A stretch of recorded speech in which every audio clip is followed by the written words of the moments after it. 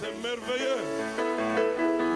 C'est vraiment merveilleux d'avoir un Dieu comme Jésus. Il a dit que jamais tout seul. Parce que le combat du diable, c'est de nous dire que tu es seul. Quand tu es seul, tu penses que tu es libre. Mais si tu te souviens que tu n'es jamais seul, rien ne pourra t'arriver. Parce qu'il est l'omniscient, l'omnipotent et il est l'omniprésent. N'aie jamais peur, quelle que soit la situation. Tout est sous le contrôle de Jésus. Amen. Nous sommes des fils et des filles de Dieu. Oh, que Dieu soit loué. Vraiment jamais tout seul. C'est très bon comme cantique. Parce que souvent, c'est ce que le diable veut, que nous puissions penser que nous sommes seuls. Parce que quand tu es seul dans l'obscurité, le diable vient. Tu peux faire ce que tu veux ici. Personne ne te voit. Mais quand tu te rappelles que le Seigneur est avec toi et que l'ange gardien est avec toi, tu vas te ressaisir. Tu vas comprendre que tu es une princesse, un fils de Dieu, un prince qui est toujours gardé par l'armée céleste. Que Dieu vous bénisse. Sans tarder, nous allons prendre nos Bibles.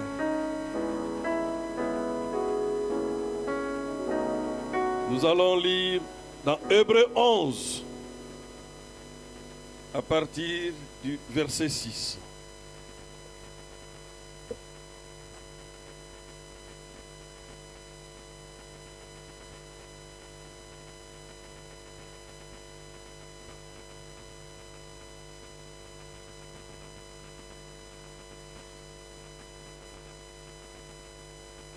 Hébreux 11, verset 6 jusqu'à 8. Or, sans la foi, il est impossible de lui être agréable. Car il faut que celui qui s'approche de Dieu croie que Dieu existe et qu'il est le rémunérateur de ceux qui le cherchent. C'est par la foi que Noé, divinement averti, de choses qu'il ne voyait pas encore, et saisi d'une crainte respectueuse, construisit une arche pour sauver sa famille. Et c'est par elle qu'il condamna le monde et devint héritier de la justice qui s'obtient par la foi. 8. C'est par la foi qu'Abraham, lors de sa vocation, obéit et partit pour un lieu qu'il devait recevoir en héritage, et qu'il partit sans savoir où il allait. Amen. Malachie chapitre 4.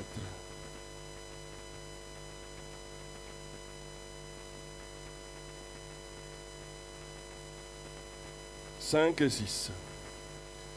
Voici, je vous enverrai Élie le prophète avant que le jour de l'Éternel arrive. Ce jour grand et redoutable. Il ramènera le cœur de père à leurs enfants et le cœur des enfants à leurs pères, de peur que je vienne frapper le pays d'interdit. » Prions le Seigneur. Éternel Dieu Tout-Puissant, c'est avec crainte et tremblement que nous venons encore dans ta présence ce soir. Sans ton aide, nous ne sommes rien du tout, car 1000 mots de notre part ne peuvent amener que la mort, Seigneur. Mais un seul mot de ta part peut nous donner la vie, Seigneur. C'est ce que nous avons besoin ce soir, Seigneur. Écarte-nous du chemin maintenant, Seigneur. Parle à travers moi. Écoute aussi à travers chacun de nous, Seigneur. Je voudrais aussi que ça soit aussi pour moi, Père. Car je te le demande au nom du Seigneur Jésus-Christ. Amen. Vous pouvez vous asseoir. Merci encore une fois pour la confiance que le pasteur Lutuku m'a accordée. Et ce soir, nous allons parler d'un sujet qui peut paraître très simple, mais qui est très important pour notre marche. Le titre de ma prédication de ce soir, comment recevoir la vraie foi chrétienne ou le super sens. Amen. Dans Malachie 4, 5 à 6, c'est le 6e verset qui attire plus mon attention. Parce que là, nous avons une promesse. Il ramènera, la deuxième partie, le cœur des enfants au Père apostolique. Amen. C'est la mission que William Branham a eue, de ramener nos cœurs à la foi de nos pères apostoliques. Parce qu'il devrait rétablir l'autel dans cet âge, pour que la même onction qui était descendue à Jérusalem revienne encore sur la scène. Alors, je me suis dit, mais pourquoi, comment recevoir la vraie foi chrétienne ou les supersens? C'est une question, mais qui mérite une réponse. Alors la foi chrétienne, c'est quoi? C'est le fondement même de la vie chrétienne. Amen. Alors quand j'ai essayé de vérifier les Écritures, j'ai fini par comprendre que nous avons des types de foi, dont je voudrais parler, ou d'abord parler pour ça, et puis on va revenir à la foi chrétienne. La foi naturelle ou intellectuelle. Amen. La foi intellectuelle agit ou réside au niveau de l'esprit de chaque homme. C'est ce que j'appelle aussi la foi naturelle. La foi naturelle est l'ensemble des principes, de lois naturelles qui font tourner le monde ou le cosmos. Ces principes ou lois existent depuis la création du monde. Ceci fait que la lune reste à sa place, les étoiles, les astres et la terre, afin que tout tourne, puisse marcher dans l'harmonie. C'est ça la foi naturelle. C'est que les principes que Dieu a mis dans la création. Soyez vraiment attentifs. Parce que c'est très important que nous puissions distinguer les deux choses. Parce que souvent nous venons à l'église avec notre foi naturelle et ou notre foi intellectuelle. Mais ce n'est pas ça que Dieu a besoin. Par exemple, c'est par la foi naturelle que nous nous levons le matin. Quand vous sortez de votre lit, tout le monde s'élève. Même païen ou tout le monde. Il s'élève automatiquement. C'est cette foi naturelle-là. Tu ne te poses même pas la question. Tu t'élèves directement. Tu vas te doucher et tu sors, tu t'habilles. Quand tu sors, tu veux aller à l'école. Tu sais que tu vas arriver à l'école. Amen. C'est la foi naturelle que tout le monde a sur cette terre. Et c'est cette foi-là qui nous amène au travail. Et c'est par la foi naturelle que nous avons même la foi scientifique. Amen. Ah, c'est vrai, oui. C'est toujours dans cette foi naturelle que tout ce que nous voyons sur cette terre, les voitures, les avions, la médecine, tout fonctionne avec la foi naturelle ou la foi scientifique. Par exemple, tous les corps de métier que nous voyons agissent en exploitant le principe que Dieu a établi dans la nature.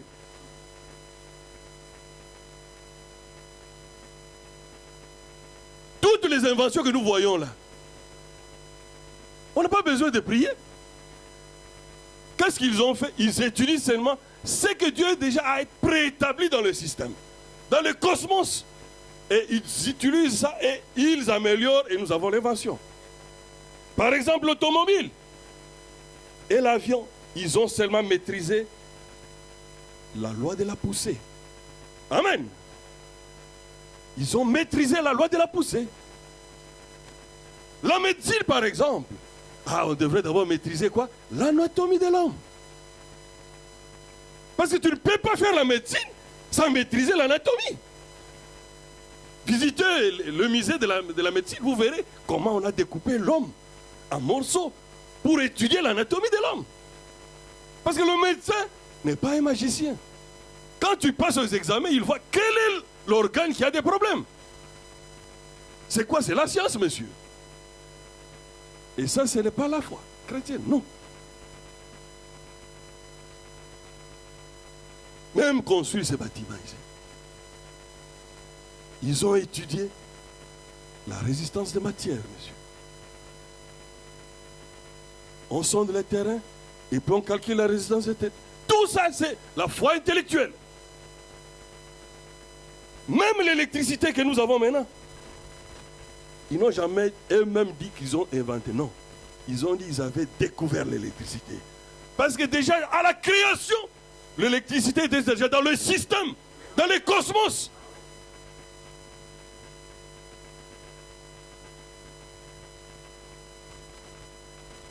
Et ils ont réussi à séparer le pôle positif et le pôle négatif. Mais pourquoi je dis ça? Oui, parce que beaucoup pensent qu'ils viennent, nous allons lire le prophète, il l'a dit. Ils viennent à l'église par la foi intellectuelle, par la foi scientifique, pensant qu'ils vont rencontrer Dieu. C'est faux, messieurs.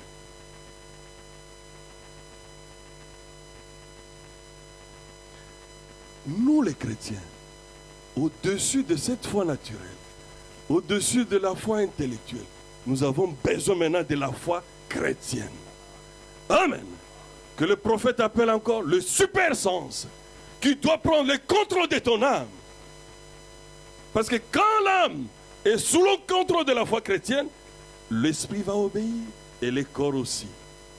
Parce qu'avant que le corps puisse pécher, tout commence par la pensée. Mais si l'âme est déjà scellée de Dieu, du baptême du Saint-Esprit, l'âme a le contrôle sur l'esprit, sur chaque pensée qui traverse dans ta tête, et le corps sera épargné.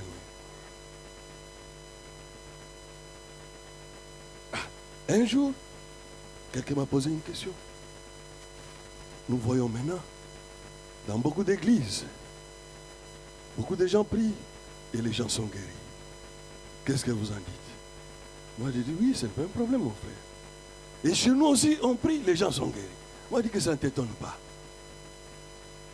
Partout là, les gens exploitent ce qu'on appelle le principe que Dieu a mis dans la nature. La Bible dit, celui qui croira sera guéri ou sera sauvé. C'est une loi universelle à tout le monde, chrétien ou pas. Alors que ça ne puisse pas t'étonner. Il dit, oh, mais et les femmes qui prêchent, les gens qui croient à ce qu'ils prêchent, vont aller en enfer. Moi je dis, je crois que s'ils sont sincères et qu'ils croient que ce que cette femme-là leur raconte, c'est la parole de Dieu, ils seront sauvés. Parce que le prophète a dit, les catholiques qui croient au Seigneur Jésus-Christ seront sauvés. Le problème, le salut est lié à croire au Seigneur Jésus-Christ. Mais le sort de la dame, Dieu lui-même a déjà tranché. Hein. Elle risque d'aller en enfer. Mais les gens qu'il prêche peuvent aller au ciel.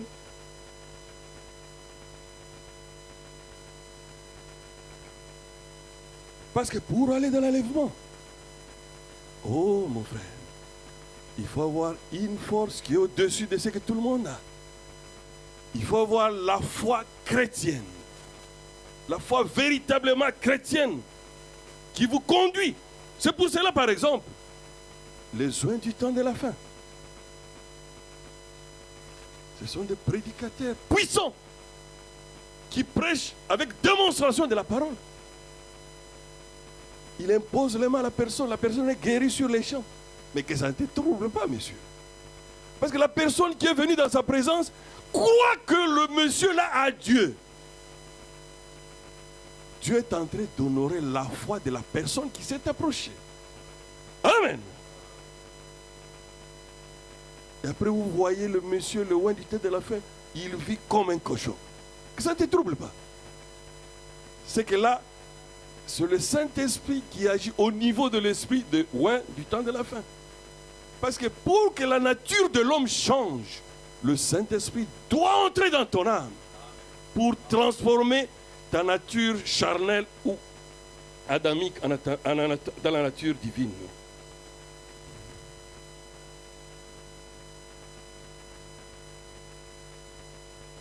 Pour aller dans l'enlèvement, en tant qu'époux du Seigneur Jésus-Christ, nous devons vraiment avoir la véritable foi chrétienne. Avant de beaucoup avancer, je voudrais qu'on lise ça pour que nous puissions comprendre que le prophète a déjà dit ça. Les esprits séducteurs prêchaient à Jeffersonville, le 24 juillet 1955, paragraphe 48. Bien des gens viennent à l'autel pour qu'on prie pour eux. Ils ont une foi intellectuelle. Ils confessent leurs péchés et adhèrent à l'église par une foi intellectuelle. Ils y croient dans leur esprit. Ils y croient parce qu'ils l'ont entendu. Ils y croient parce qu'ils savent que c'est la meilleure ligne de conduite. Mais ce n'est pas ça que Dieu regarde. Il ne regarde pas votre foi intellectuelle. Il regarde le cœur. Ou, à l'intérieur, Dieu, quand cela vient du cœur, alors tout est possible.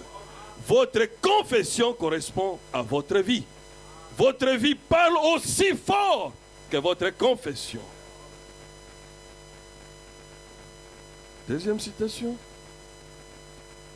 C'est dans Question et Réponse du 23 août 1964 à Jeffersonville aussi. Paragraphe 44. Ici, c'est encore plus clair. Ici, le prophète est en train d'expliquer comment les gens pouvaient aller chez une sorcière et être guéris. Parce que même les charlatans, les sorciers, tout le monde exploite le loi des dieux. Que cela ne vous trouble pas, monsieur. Ça n'a rien à voir avec le salut.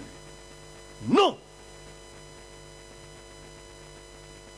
Alors pour gagner le temps, je commence un peu au milieu. Jésus a dit, si Satan combat Satan. Bon, j'avance un peu. Parce que, voyez, la parole de Dieu dit, si Satan ne peut pas chasser Satan, c'est réglé. Jésus l'a dit, si Satan, 3 points de suspension.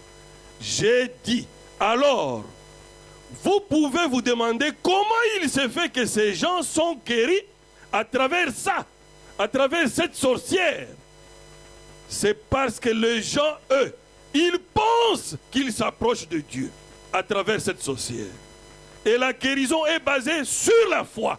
Et non sur le fait que vous soyez droit, que vous soyez bon, ou que vous gardiez les commandements, ou quoi encore. Elle est basée strictement sur la foi. Tout est possible à ceux qui croient. Voyez, ce n'est pas basé sur le fait que vous soyez bon. J'ai vu des prostituées venir sur l'estrade et être guéries instantanément, et une sainte femme traverser l'estrade et ne pas recevoir sa guérison. Bien sûr, c'est basé sur la foi. Si tu peux croire, et non sur ta droiture. Amen. Nous avons essayé de comprendre un peu qu'est-ce que la foi naturelle ou scientifique. Alors si tu venais à l'église parce qu'on t'avait invité, c'est une bonne chose. Mais aujourd'hui, Dieu nous dit que nous devons rechercher la véritable foi chrétienne. Parce que pour aller dans l'enlèvement, qu'on ne vous trompe pas, mon frère, Dieu n'est pas une imagination. Dieu est une réalité. Dieu est réellement vivant. Comme vous et moi, là. Il est vivant. Le problème qui est là, c'est parce que nous ne sommes pas sincères quand nous nous approchons de Dieu. Alors la foi chrétienne, ou le super sens, c'est défini comme ça, comme ceci. Selon le dictionnaire biblique, la foi est une forte assurance ou fondement sur les choses qu'on espère. La foi est une ferme conviction qui s'appuie sur Jésus-Christ, sur les choses invisibles et spirituelles. La foi établit un lien direct entre l'âme et Dieu. Toutes les promesses et bénédictions de Dieu sont reçues par la foi en Dieu, par le Saint-Esprit. Sans la foi, il est impossible d'être agréable à Dieu. Et c'est par la foi, comme nous avons lu, Noé fut divinement averti. Il avait les yeux fixés sur l'invisible. C'est par la foi aussi qu'Abraham obéit même de quitter sa patrie.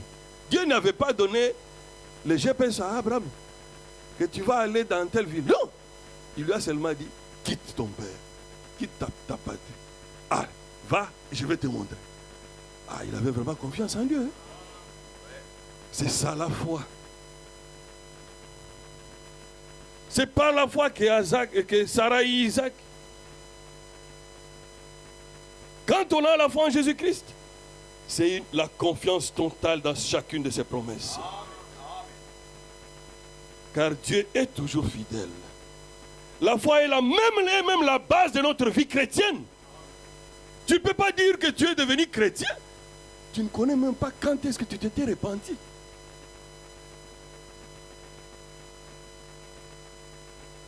Tu ne peux pas devenir chrétien sans se repentir. Ça n'existe pas. Ce n'est pas pour rien que le prophète a prêché sur la construction de l'homme spirituel. La pyramide de la stature de l'homme parfait. Et la base de toute chose, c'est la foi.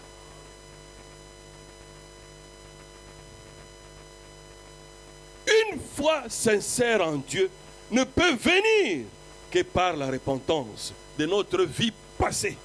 Une confession comparable par exemple à un agriculteur qui achète un terrain, mais ce n'est pas le lendemain il va commencer à jeter les semences.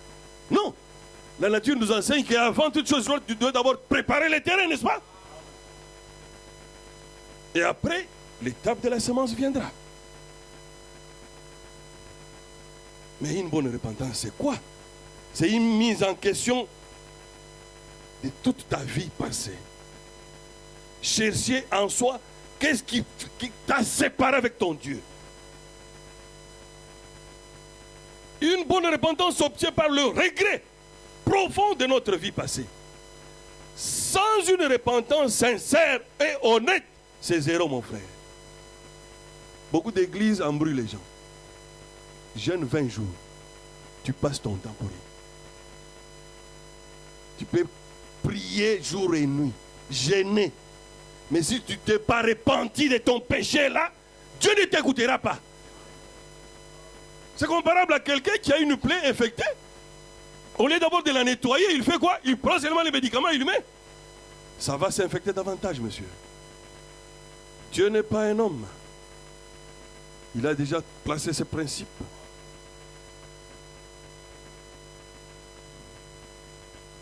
Il y a d'autres religions, ils peuvent même s'inciser là. Avec des couteaux, beaucoup de choses. C'est rien du tout. Dieu ne voit même pas. Ce qui compte, tu dois d'abord ouvrir ton cœur pour que Dieu puisse entrer. Parce que ça, d'ailleurs, c'est lui-même qui nous pousse à la repentance. Parce que souvent le diable nous dit, oh, c'est ta vie privée. Hein? Il ne faut pas dire aux gens, moi je ne te dis pas de nous raconter ça. C'est toi-même avec ton Dieu. Tu dois être sincère avec lui. Tu caches à quelqu'un qui connaît. Mais pourquoi il nous dit de nous repentir? C'est parce qu'il veut devenir un avec nous. Et je vous avais dit la fois passée qu'un péché que tu dénonces perd la force le même jour sur toi. Amen. Parce que si tu continues encore à cajoler ce péché, c'est comme si tu es en train de le fermenter davantage. Mais quand tu le dénonces, le diable comprend que tu as compris ta position. Tu dois te détacher de cela. Et là, tu es capable d'avancer avec le Seigneur.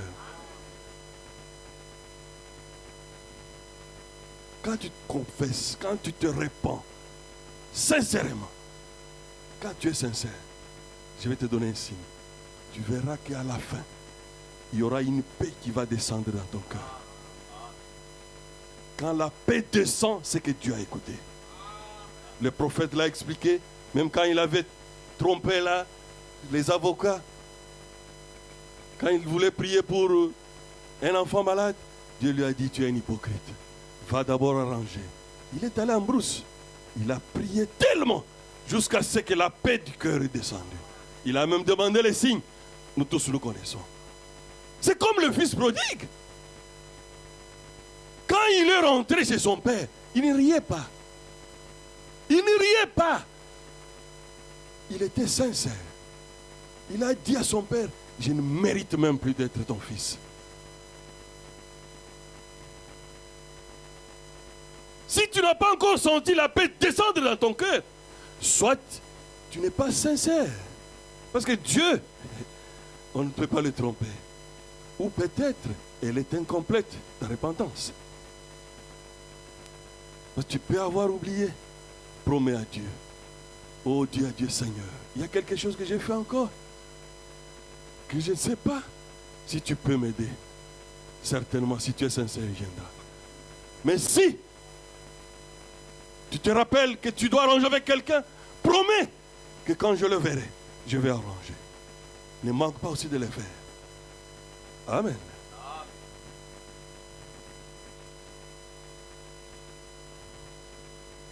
Parce que quand tu sens la paix descendre, qu'est-ce qui s'est fait maintenant? La barrière du péché va tomber. Et quand la barrière du péché tombe, la voie est libre maintenant. Tu peux parler à ton Dieu. Tu verras, tu es à genoux, tu ne sais même pas combien de temps tu as fait. Parce que quand on prie sous l'onction, c'est différent que quand on prie dans une récitation habituelle. Et la repentance sincère produit quoi? La nouvelle naissance en toi. Amen. Parce que souvent nous voulons poser nos problèmes à Dieu quand on n'est même pas encore en règle avec lui. C'est grave. Quel enfant? Il vient de mal agir et puis il vient demander encore l'argent à son père. Qui va lui donner? Personne. Sur cette terre ici. Ton fils agit mal et puis il ne t'a même pas encore arrangé, il vient demander l'argent. Tu vas lui donner? C'est la même chose. Et il y a d'autres gens, quand il se répand, c'est sans remords ni tristesse. Il a mal fait contre son frère, il vient. Frère, si j'ai mal fait, hein, pardonne-moi. Hein. Si j'ai mal fait, tu n'as pas étudié le français. C'est le conditionnel. Hein. C'est que tu n'es pas sûr que tu as mal fait, monsieur.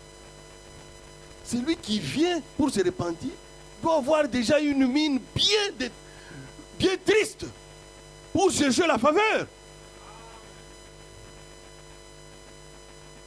Beaucoup d'églises dans nos messages, maintenant on nous dit, oh, dès que tu crois le message, tu as déjà le visa pour aller au ciel. C'est faux. Parce qu'on avait posé cette question-là au prophète. Est-ce que tous ceux qui croient au message de Frère Branham vont aller dans l'enlèvement?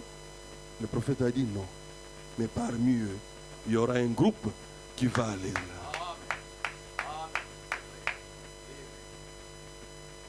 Oh, je suis né dans les messages. Surtout nos enfants. Je suis de la famille chrétienne. Non, nous ne sommes pas des juifs. Où on a le salut collectif selon la maison de Benjamin ou la maison de Judas.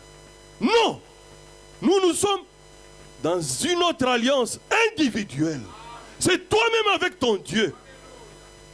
Tu n'es pas un petit-fils de Dieu. Toi et mon fils et mes enfants et ton père, nous sommes au même pied d'égalité. Tu dois chercher à ce que tu parles aussi à Dieu. Dieu t'écoute et aussi, il est capable de le faire. Au lieu de se consoler, oh papa prie pour moi. Non! La prière de papa a seulement une bonne influence sur toi. Mais pour aller au ciel, tu dois toi-même devenir la parole faite chair.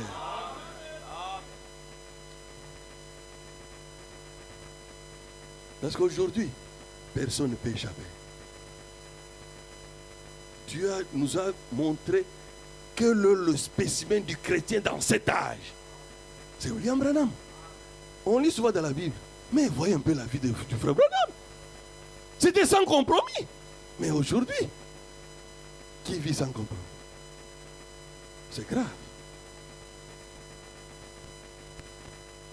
Ce qui bloque la manifestation de Dieu en nous aujourd'hui, c'est quoi? Ce sont les péchés inconfessés. Que tu gardes là, pensant que ce sont des secrets. Ou bien tu viens à l'église parce que tu as peur d'aller en enfer. Ah! Mon frère, tu n'as jamais compris pourquoi tu venais à l'église. Si tu as peur de l'enfer, moi je te dis, reste seulement dehors. Parce que tu finiras par aller en enfer. Parce que c'est la parole qui le dit. Ce que tu crées, c'est ce qui va t'arriver. Nous venons à l'église parce que nous avons une alliance avec Jésus. Il nous a tellement aimés qu'il a quitté le ciel, qu'il est venu donner sa vie pour nous. À cause de cet amour-là, c'est pour cela, nous devons savoir que nous étions dans une situation difficile. Il nous a aimés quand on n'était même pas aimable. Et toi, tu continues à marcher comme tu veux. C'est comme l'homme avec sa femme. Tu ne prends pas une autre femme, c'est pas parce que tu as peur de ta femme. Ou si ta femme ne prend pas un autre mari, c'est pas parce qu'il a peur de toi. Non! C'est l'amour qui vous lie. Tu ne veux pas que l'autre puisse souffrir. Si tu l'aimes réellement, tu dois penser à lui. Amen.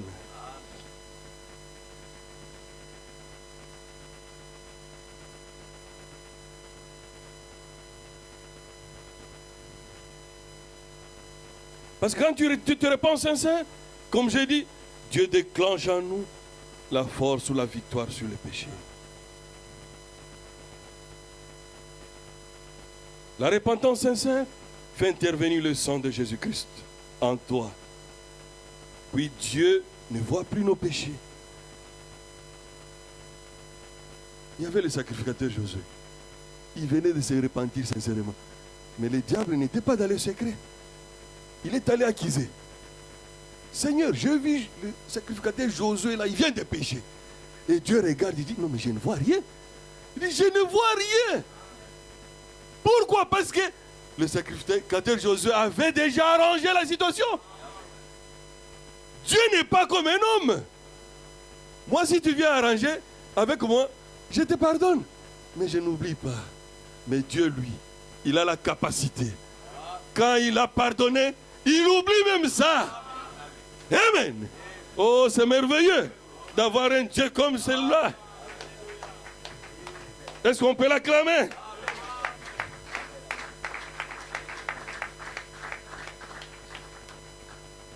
Parce que la repentance sincère produit quoi? D'abord, vous avez la justification. Après la justification, viendra la sanctification, sans laquelle personne ne verra Dieu. Parce que la sanctification fera quoi? Ça va vous aider. C'est une étape la plus difficile, mais la plus importante pour chacun de nous. Parce que c'est la purification de votre vie. Chaque péché commence à te quitter. Tu verras, toi, tu mentais sans raisonner. À un moment donné, tu commences seulement à dire la vérité. Même dans des situations difficiles.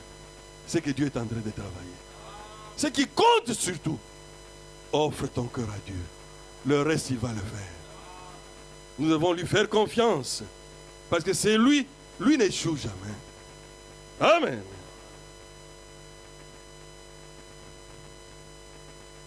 C'est pendant la sanctification là, que j'avais donné ma petite devise là. Quand tu vivais devant chaque situation difficile,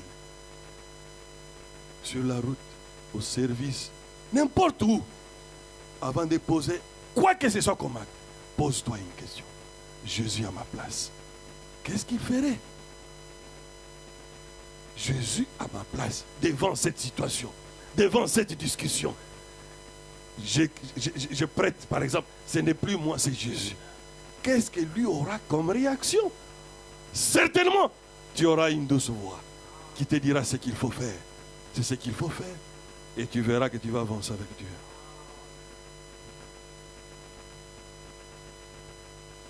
Le prophète a même donné un exemple d'un verre sale qui s'est retrouvé dans la poubelle. Il a dit, le fait de le ramasser, c'est de justifier d'abord ce verre-là. Vous avez compris que sa place, ce n'est pas dans la poubelle. Amen. Après, vous n'allez pas l'utiliser directement. Vous allez faire comment? Vous devez le laver. Peut-être même bouillir dans l'eau chaude, n'est-ce pas, maman? C'est pour ôter toute saleté. C'est que des fois, la sanctification, ça peut être un peu dur, mais c'est pour notre bien. Et quand le verre sera totalement propre, c'est le baptême du Saint-Esprit. Et tu seras prêt pour affronter l'ennemi maintenant. Tu seras prêt pour être le dépositaire de la vie éternelle. Tu seras prêt pour que dans ton quartier, sur la route, quelqu'un qui a besoin de Dieu, il est capable de venir chez toi.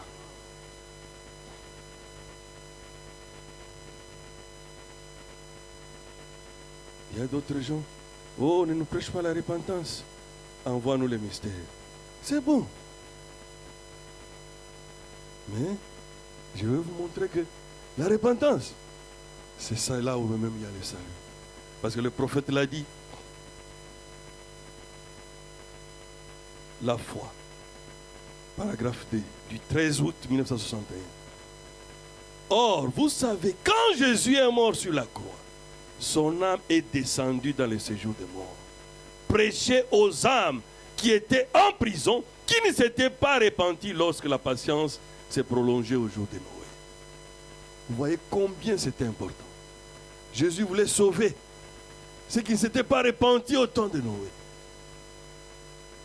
Le corps est allé à la tombe, l'esprit est allé au ciel, mais son âme était descendue dans les séjours des morts pour amener les autres à la repentance. Pourquoi nous voulons aller au ciel? Ce n'est pas comme si nous sommes déjà habitués à tricher sur cette terre, à avoir beaucoup de raccourcis. Mais sur ce chemin ici, il n'y a pas de tricherie possible. Tu vas corrompre qui? Parce que Dieu a dit, vous devez d'abord vous repentir pour aller au ciel. Et puis vous serez remplis du Saint-Esprit. Parce que quand il est entré de l'autre côté, quand le prophète a fait cette expérience-là, c'était avant loin que les cieux se soient ouverts. Vérifiez. Mais il y avait beaucoup de gens qui étaient déjà au ciel, qui lui ont remercié d'avoir prêché le baptême du Saint-Esprit. C'est ça le visa pour entrer au ciel. Même pour maîtriser le mystère correctement, tu dois avoir le baptême du Saint-Esprit en toi, monsieur.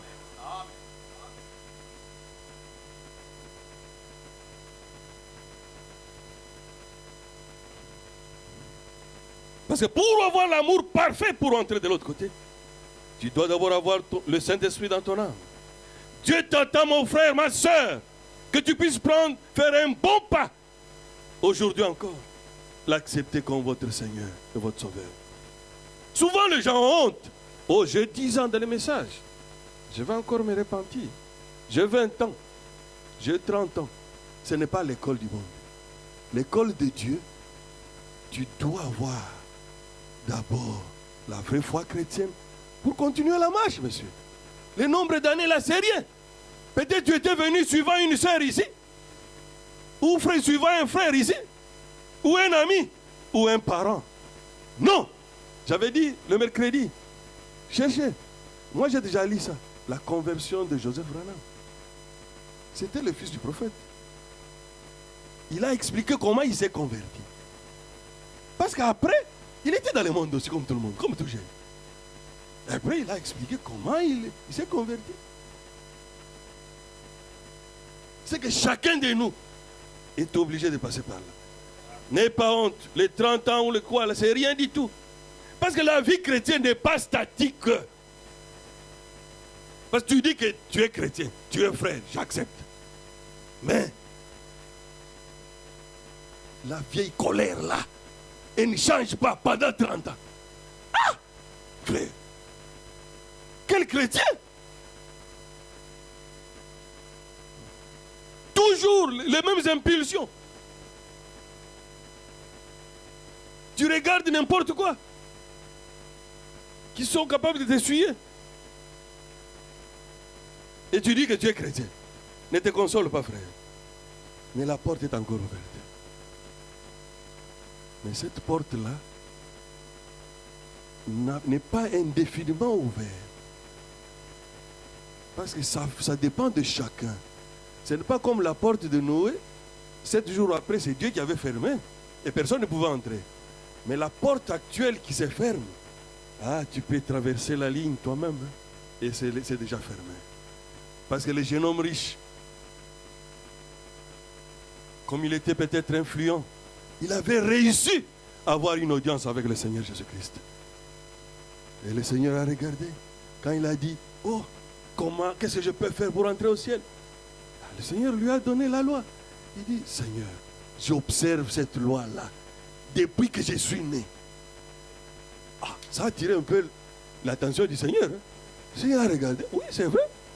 Et la Bible dit, Jésus l'aima. Mais Jésus a vu qu'il y avait quelque chose qui le manquait. Il était tellement attaché à l'argent. Alors, comme un bon médecin, Il dit, va, débarrasse-toi de ces argents-là. Vends tout et suis-moi. Ah, c'était dur. Hein? Lui avait peut-être des chevaux ou une carrosse, peut-être. Il regarde Jésus, il marchait à pied. Il dit, ah, je vais tout vendre et je vais le suivre lui ici. Mais il a oublié une chose. C'était sa ligne qu'il était en train de traverser. Quand il avait traversé, c'était déjà tard.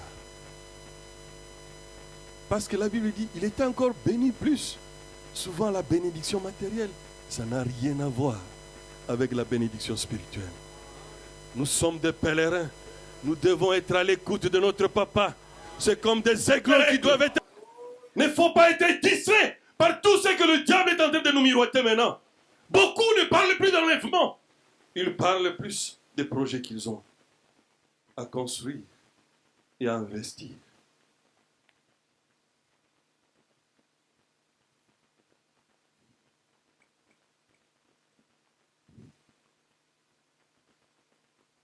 La foi véritable en Jésus-Christ produit en nous quoi? La vie éternelle. Souvent quand nous disons que Jésus est mort pour nous, moi je pense que nous ne comprenons pas ça bien. Mais celui qui avait bien compris ça, c'était Barabbas. Parce que Barabbas était dans les couloirs de la mort.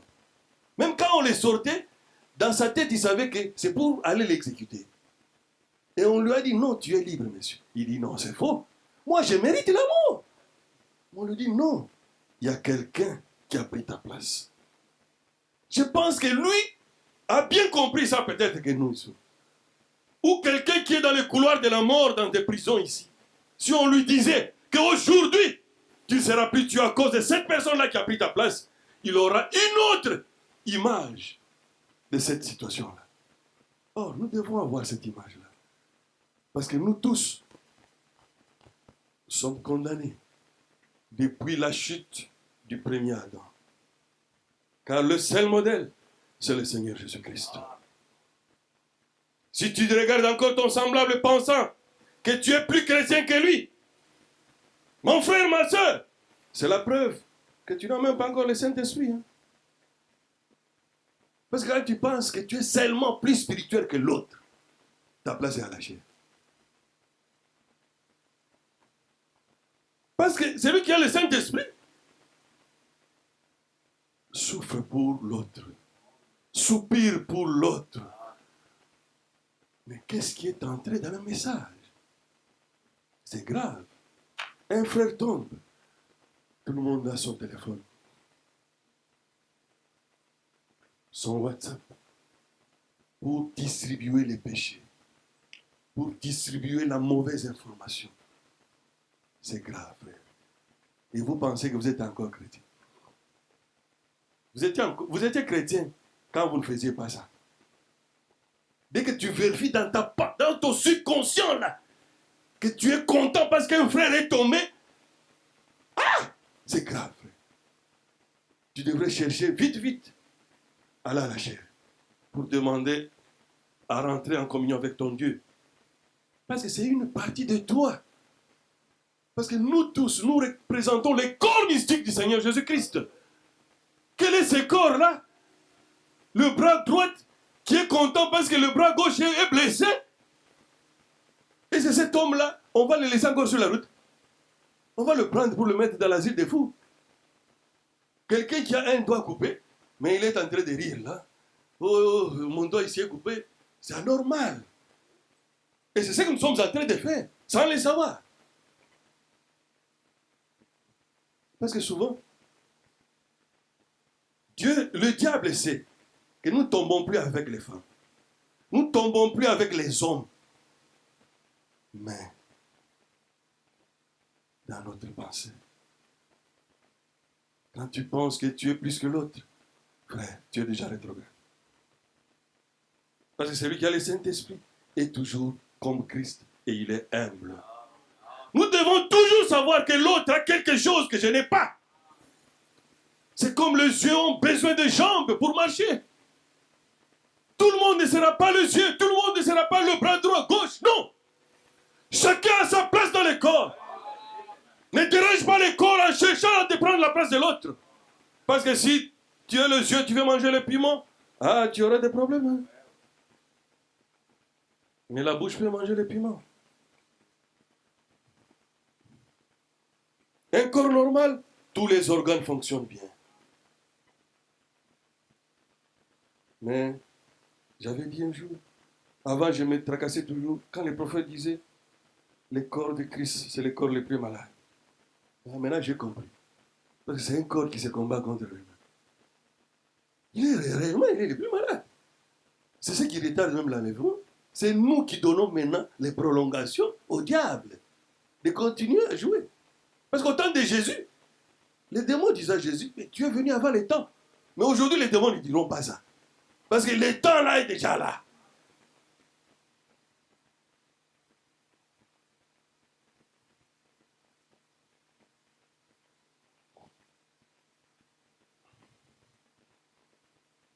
Nous allons lire encore le respect, paragraphe 56, du 15 octobre 1961.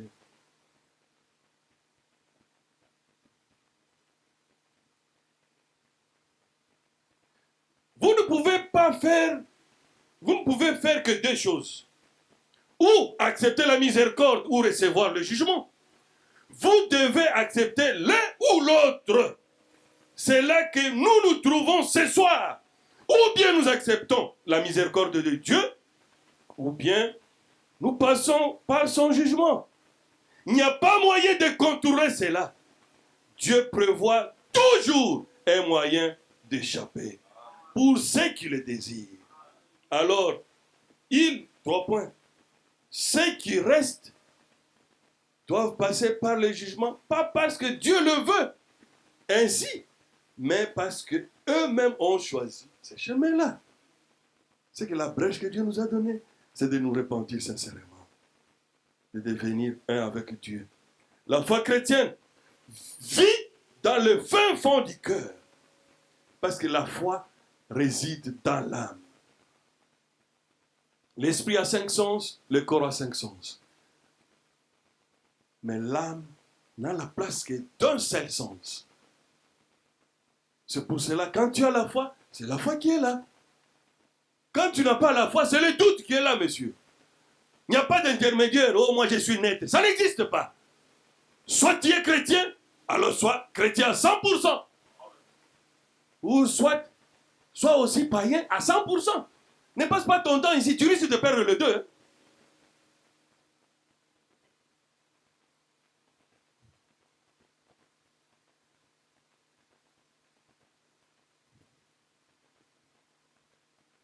Un homme peut avoir le Saint-Esprit au niveau de l'esprit, avec beaucoup de connaissances, au niveau de sa tête, mais avoir les doutes dans son cœur. C'est un démon.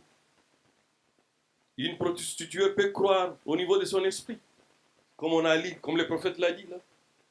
Après, si la prostituée là ne donne pas sa vie chrétienne, elle pouvait avoir une guérison miracle, tout le monde a applaudi, c'est bon. Mais si elle ne donne pas sa vie à Christ, elle va aller en enfer. Parce que ça n'a rien à voir. Parce qu'il faut avoir la véritable foi chrétienne pour aller dans l'enlèvement.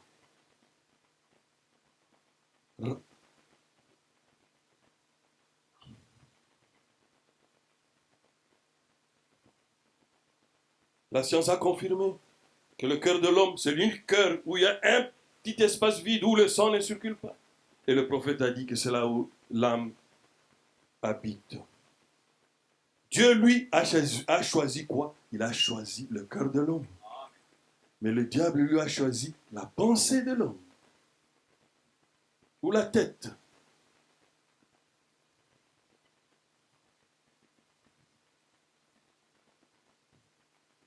Pour terminer, nous allons lire une citation encore. Les esprits séducteurs.